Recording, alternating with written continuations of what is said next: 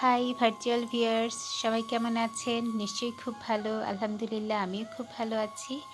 আজকে আমি যেটার রিভিউ নিয়ে এসেছি সেটা হচ্ছে মালবেরি বা দুধ গাছ। এটাকে আমি আদর করে টার্কিশ মালবেরিও বলে থাকি। তো সেটা আমি লাগাচ্ছি, সেটা দেখাচ্ছি।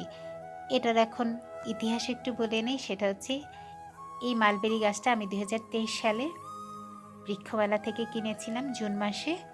তখন আমি গাছটা লাগিয়ে দিই এবং প্রচুর ফল আসে। আমার দুবার ফল এসেছে। দেন আমি গাছটাকে প্রুনিং করব, অর্থাৎ 1 মাস আগে আমি গাছটা প্রুনিং করেছি। সেই প্রুনিং করার থেকে যে ডালগুলো এসেছিল সেখান থেকে আমি কিছু ডাল আমি যে পাত্রে দেখাচ্ছি গাছগুলো হয়েছে সেখানে আমি জাস্ট ডালগুলো বসিয়ে দিয়েছি।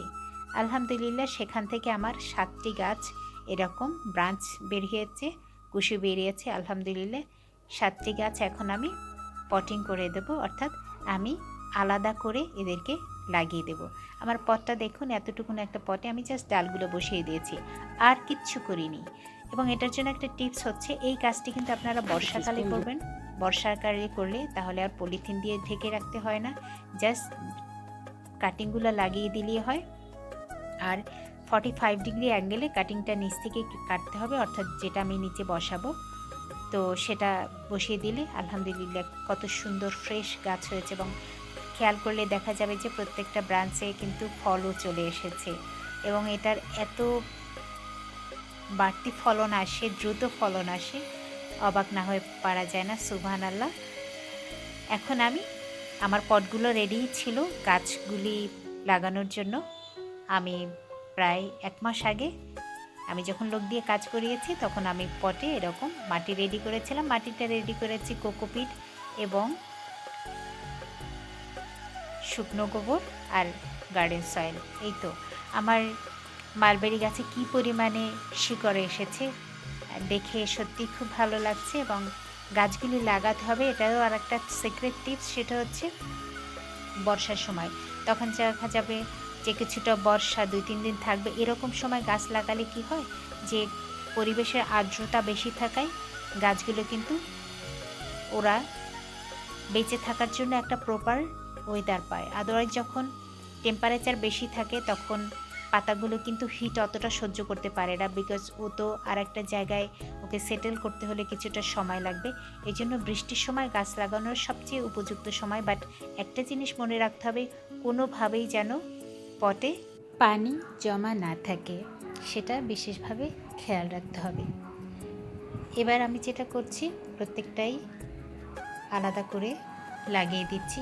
এবং কত শিকড়ে এসেছে, এবং যেহেতু আমি খুব ঘন করে লাগিয়েছিলাম যার কারণে আমার পট থেকে গাছগুলি তুলতে খুব অসুবিধা হচ্ছিল। আর একটু আগে যদি আমি লাগাতাম তাহলে ভালো ছিল, তাহলে শিকড়গুলো অল্প ছিল, তখন এটাকে সেকশন করতে আমার জন্য সুবিধা হতো।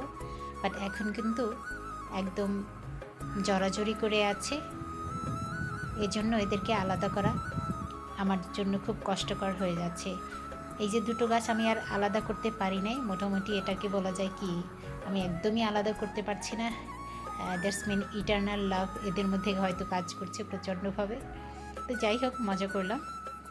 গাছটাকে এখন আর আমি আলাদা করব না, আমি এই দুটো গাছ একত্রেই ইনশাল্লাহ একটু বড় পটে লাগিয়ে দেব।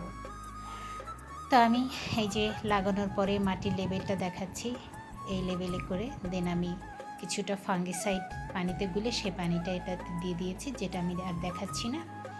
বাট মাটির লেভেলটা এরকম করে দিয়েছি কারণ পরবর্তীতে যদি মাটি সার কোনো কিছু আমাকে দিতে হয় তখন যাতে করে আমি দিতে পারি, এর জন্য একটা ন্যূনতম ফাঁকা জায়গা রাখতে হয়। এটা যে কোনো গাছ লাগানোর ক্ষেত্রেই এটা লাগাতে হয়। তো আপাতত আর আমি কিচ্ছু করব না, এটাতে পানি দিয়ে দিয়েছি। আমি এই পানিটা না শুকানো পর্যন্ত, অর্থাৎ ময়েশ্চার যাতে ঠিকমতো থাকে ওটা খেয়াল করব। যদি একটু শুকিয়ে যায় তখন আমি এটাকে পানি দিয়ে দেবো। এবং এটা সবচেয়ে বড় কথা হচ্ছে, এটা শেডে রাখলে কিছুটা ভালো হতো, বাট শেডে খুব একটা, এখন যেহেতু বর্ষাকাল শেডে না রাখলেও চলে, তাই আমি মোটামুটি ওপেন স্পেসে দিয়ে দিয়েছি। এবং সুন্দর করে মাটিটা চেপে চেপে এমনভাবে দিয়েছি যাতে শিকড়েরও ক্ষতি না হয়, আবার গাছগুলো যাতে বাতাসে নড়ে অসুবিধা না হয়। তো এ পর্যন্তই, থ্যাংক ইউ।